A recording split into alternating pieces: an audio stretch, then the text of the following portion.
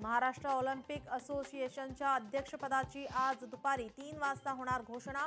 अजित पवार अध्यक्ष, मुरलीधर मोहोळ उपाध्यक्ष होणार। अजित पवार आज कार्यकारिणीची घोषणा करणार, उपाध्यक्षांचीही करणार नियुक्ती। भारत आणि दक्षिण आफ्रिका यांच्यात महिला क्रिकेट विश्वचषक 2025 अंतिम सामना रंगणार। हा सामना नवी मुंबईतील डी.वाय. पाटील क्रिकेट स्टेडियमवर आज खेळवला जाणार। उद्धव ठाकरे 5 ते 9 नोव्हेंबर 5 दिवस मराठवाडा दौरा करणार।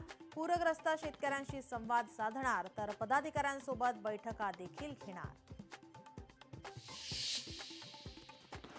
रावसाहेब दानवेंचे नातू शिवम पाटीलसह 8 जणांवर नाशिकमध्ये गुन्हा दाखल। कंपनीच्या शेअरमध्ये भागीदारी करून फसवल्याचा आरोप। कर्जतमध्ये महायुतीत दरार, अजितदादांची राष्ट्रवादी आणि ठाकरेंची शिवसेना एकत्र येणार। स्थानिक पातळीवरील नेत्यांचा निर्णय, दोन्ही पक्षांची एक बैठकही पार। मविया आणि मनसेच्या सत्याचा मोर्चाच्या आयोजकांवर गुन्हा दाखल। प्रतिबंधात्मक आदेशांचं उल्लंघन केल्याने गुन्हा दाखल। जमिनीचा व्यवहार रद्द झाल्यानंतर उद्यापासून जैन बोर्डिंग पुन्हा सुरू होणार। मोहोळ आणि धंगेकर यांच्या वादानंतर अखेर हे बोर्डिंग सुरू होणार, त्यामुळे येथील विद्यार्थ्यांची होणारी गैरसोय टळणार। यंदा नोव्हेंबर महिना थंडीचा नाही तर पावसाचा असण्याची शक्यता।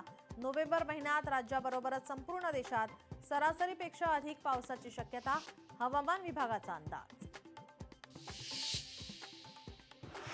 कार्तिकी एकादशीचा सोहळा मोठ्या उत्साहात। उपमुख्यमंत्री एकनाथ शिंदेंच्या हस्ते पंढरपुरात विठुरायाची शासकीय महापूजा।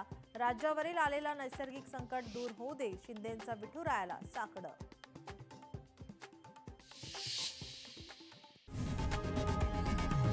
लोकशाही मराठी ऐका, पहा, जागरूक रहा।